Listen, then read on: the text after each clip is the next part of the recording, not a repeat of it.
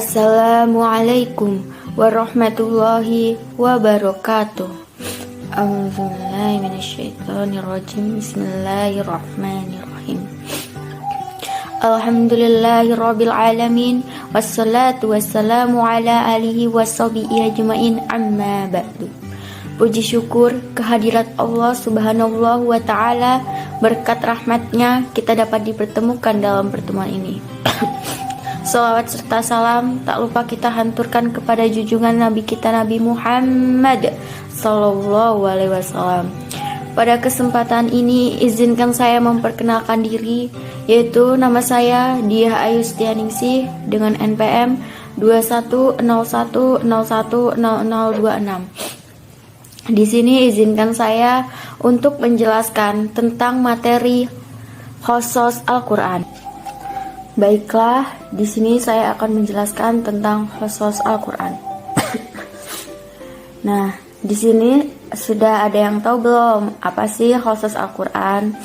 Nah, bagi kalian yang belum tahu, simak video ini sampai selesai ya.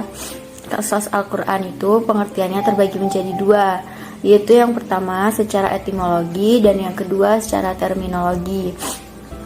Secara terminologi, khosos merupakan bentuk jamak dari kata khosos yang berarti kisah, perkara, dan keadaan.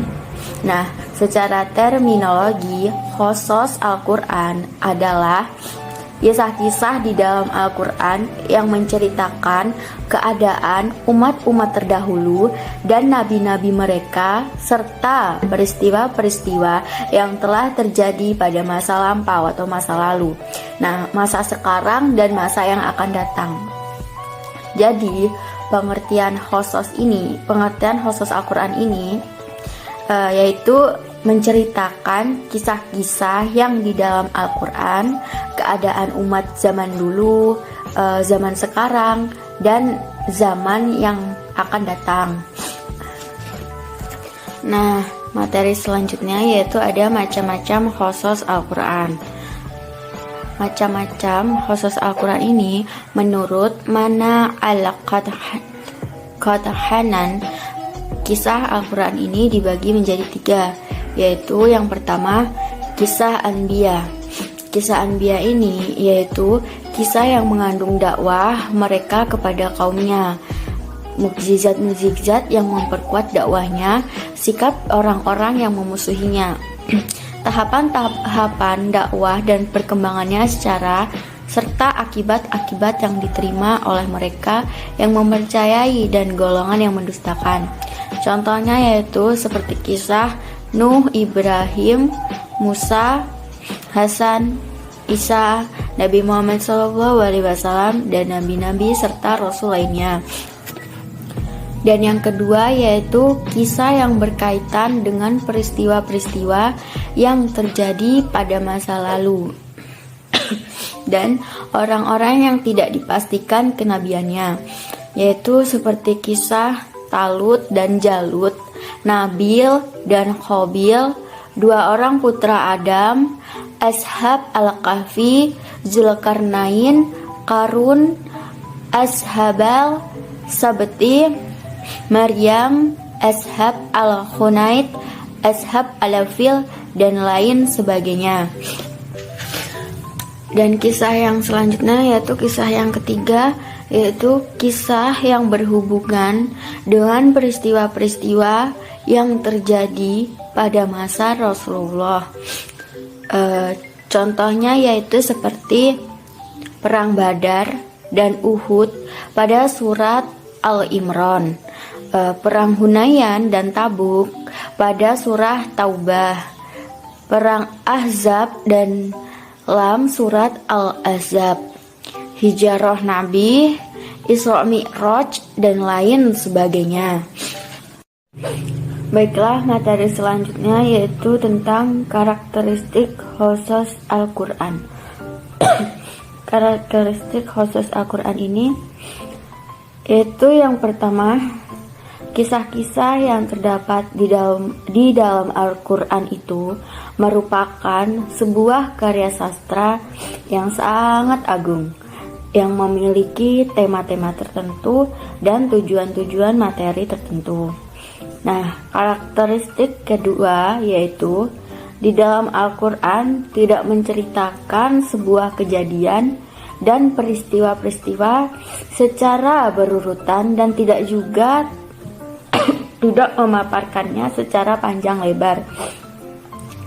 Nah, karakteristik yang ketiga yaitu di dalam Al-Quran berisi berbagai kisah yang diungkapkannya secara berulang dalam beberapa tempat. Dalam sebuah kisah terkadang berulang-ulang disebutkan dalam Al-Quran dan diungkapkan dalam berbagai bentuk gaya tutur bicara yang berbeda-beda. Dan materi selanjutnya yaitu ada tujuan khusus Al-Quran. Tujuan khusus Al-Quran yang pertama yaitu untuk menetapkan bahwa Al-Quran itu ialah benar-benar wahyu dari Allah Subhanahu wa Ta'ala dan Nabi Muhammad SAW. Itu adalah benar-benar utusan dari Allah Subhanahu wa Ta'ala. Dan tujuan yang kedua yaitu untuk menerangkan bahwa semua agama samawi ini sejak Nabi Nuh sampai kepada Nabi Muhammad SAW, semuanya itu bersumber sama, yaitu dari mana? Dari Allah Subhanahu wa Ta'ala, sebagaimana termaktub di dalam surat Al-Anbiya ayat 48, yang artinya yaitu, dan sesungguhnya telah kami berikan kepada Musa dan Harun kitab Taurat dan penerangan serta pengajaran bagi orang-orang yang bertakwa.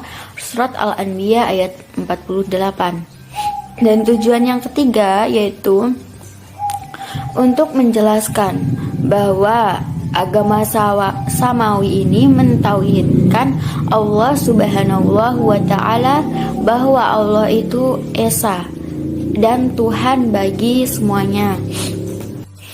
Dan yang selanjutnya yaitu tujuan khusus Al-Quran yang nomor 4 yaitu untuk menjelaskan antara agama Nabi Muhammad SAW dan Nabi Ibrahim alaihissalam khususnya, dan dengan agama Bani Israel pada umumnya terdapat kesamaan dasar serta hubungan yang erat. Hal ini sebagaimana tersirat dalam kisah Nabi Ibrahim, Nabi Musa, Nabi Isa, dan lain-lainnya yang diulang dalam Al-Quran. Tujuan khusus Al-Quran yang kelima yaitu agar manusia berpikir dan mengambil pelajaran dari setiap kisah-kisah yang telah diceritakannya. Nah, materi selanjutnya yaitu tentang pengulangan kisah dalam Al-Quran. Menurut Muhammad Said Ramadan Al-Wabuti, pengulangan kisah dalam Al-Quran bukanlah pengulangan yang meliputi seluruhnya, melainkan hanya bagian-bagian tertentu saja. Jika diteliti secara mendalam, pengulangan tersebut terjadi dalam dua bentuk, yaitu yang pertama, pengulangan kisah dengan tokoh yang berbeda. Contohnya misalnya kisah Nabi Nuh, Nabi Hud, dan Saleh. Dan bentuk yang kedua yaitu pengulangan kisah dengan kronologi yang berbeda. Contohnya yaitu misalnya kisah Nabi Su'aib yang diceritakan di dalam surat Al-A'raf ayat 7. Baiklah teman-teman dan kepada Bapak dosen dan teman-teman, demikianlah beberapa hal yang bisa saya sampaikan pada kesempatan ini. Saya mohon maaf yang sebesar-besarnya apabila ada tutur kata maupun tindakan yang kurang berkenan bagi Bapak Dedi selaku Bapak dosen, dan saya mohon maaf kepada Allah, saya mohon ampun. Saya akhiri, wabillahi taufiq wal hidayah. Wassalamualaikum warahmatullahi wabarakatuh.